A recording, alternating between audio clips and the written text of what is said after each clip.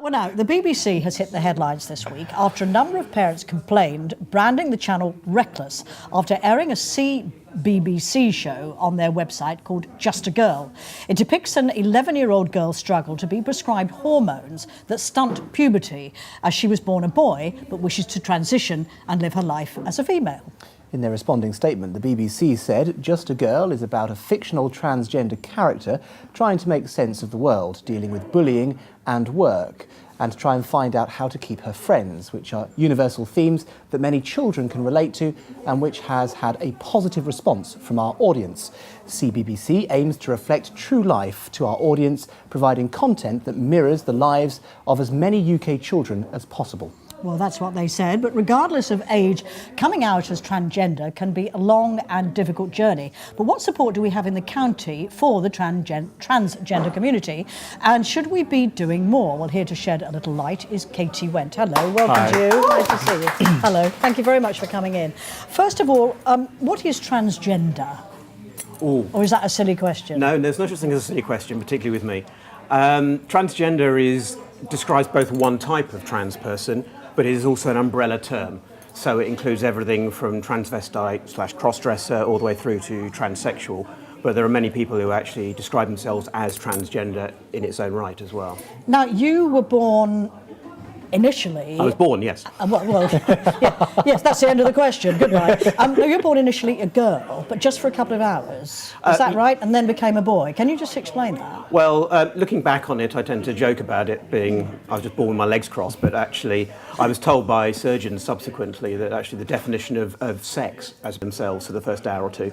So I was called Catherine, and then an hour or two later I was recalled Jonathan.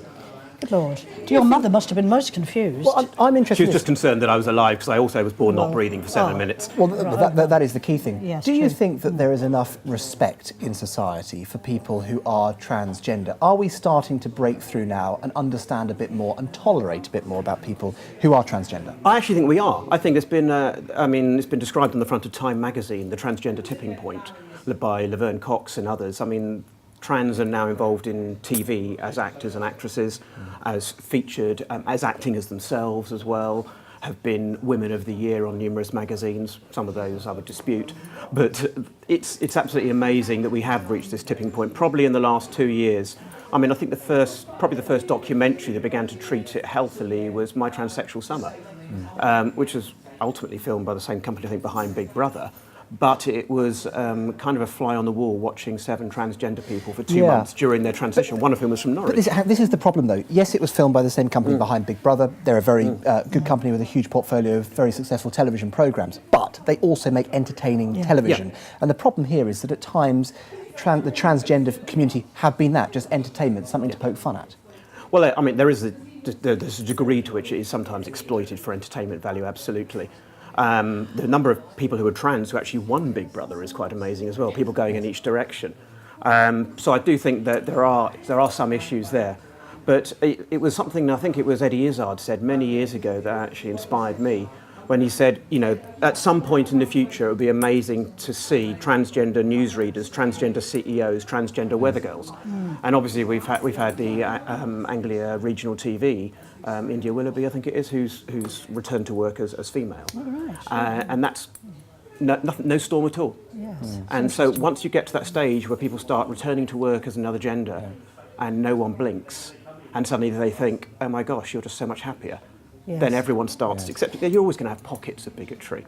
But that is always I think that's getting to be the exception rather than the rule, which is what the amazing change is. Now, we were talking at the beginning there about this BBC programme, which is actually being transmitted to young children, I think between 5 and 11. It's about an 11-year-old girl. And complaints that at that age they should not be shown this kind of a show, basically. What do you think about that? I absolutely agree. They should be shown that kind of a show. Be. Yeah, because they shouldn't be. No, they should be. Yes, exactly. The issue is, I mean, when I was trying to deal with what I was experiencing, there was no internet for starters. That hadn't been invented yet, because I'm that old. You can compliment me at this point if you want, but I'll let you go. You missed that shot. No, but when you had no opportunity to discover why you felt differently and there was no discussion of it, and schools were not teaching about being gay or trans at that point, there was no possibility to explore your own psychological dilemmas and identity dilemmas. So I think it's absolutely amazing that the BBC and schools are beginning to discuss gender identity. Isn't that not a bit young, though? I mean, I think what the argument here is that, do you know at that age? Do you know at 5 what you are? You don't know what you are, but you begin to know what you're not, and you begin to know that you feel different. Were you like that at 5? Yes, I mean, I think I have a strong memory between the ages of 5 and 7 of going into, primary school classes, and the first time they said, okay, girls sit here, boys sit here, and I'm thinking, well, where do I sit? I didn't immediately think, okay, I should sit with the girls. I suddenly thought, well, okay, I look like a boy, but I feel like a girl, or actually, I think now I still feel very much, I feel in between more than anything else. That's interesting. What in terms of parents who might argue, and I'm playing devil's advocate, they may say, well, look, it's for us to decide when it's right to have that conversation with our children, rather than the BBC bestowing this universal idea that at this age, this should be broadcast on television. I think it's right to discuss it when the child first raises it. It's as simple as that. That I think we need to give more rights to children to initiate those conversations, and when they initiate that conversation, the time has come.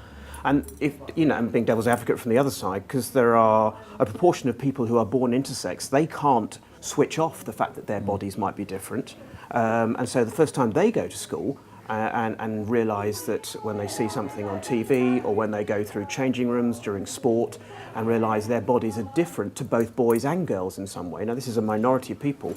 That is something the school can't hide. That is something the child can't hide. Now, trans people's identities may be something that develops an awareness of, but intersex people are born with bodies which, unfortunately, many surgeons try to against the will of the child, clearly, because the child has no choice, and sometimes with collusion of parents or persuasion of parents to conform that child to one sex, one gender or the other.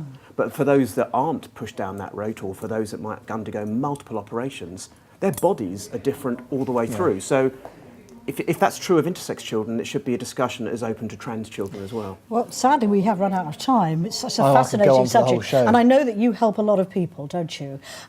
Because obviously of what you've been through yourself, and somewhere that they can come to talk about and find out a bit more. And do you have a web that people can find out Yeah, I more? mean, Norfolk is actually blessed in this sense, partly because of the past work of people like Barbara Ross, but we have about a dozen transgender support groups in Norfolk, which is utterly unheard of anywhere in the country. We've got the largest out population per capita, but if you go to genderagenda.net/Norfolk, you'll find a list of a dozen support groups. Gosh, that's fantastic. The largest out... I must tell you this story, and I know that you'll laugh when I say this, but the first time I interviewed Katy on the radio, we didn't know what the listeners were going to think to this in conservative very old ladylike Norfolk voice. And I thought, they said you're going to, a transgender person is going to come on the radio, and I thought, fantastic, this will really wind people up. And at the end of the interview, I was so taken by you, and I so enjoyed having you on the radio show. I had one of those moments where I was just talking to you as a person, and I said to the listeners, I said, wow, how fantastic to have somebody so open and so honest. I'm sure you'll agree that she was a lovely bloke. and I had to ring up afterwards and apologise to you. But it is funny how people sometimes will be confused, won't they? But Absolutely. in your case, you're more than happy to talk directly and honestly with people. Well, yeah, I would say, I'm settled in who I am now, but I still find gender confusing. Every time you see two doors and I think, where's the third, or why can't we just have one? Yes. Yes. Well, that's a debate in itself. well, it is indeed. Anyway, thank you Lovely very seeing much for you. coming. Yeah. And what a, Absolutely. what a great thing you're doing. Yeah. Lovely. Nobody will recognise me now. Yes. Well, if you like what you've seen just then don't forget to subscribe to our channel. It's free. And there's loads of wonderful things to watch there. Do tune in.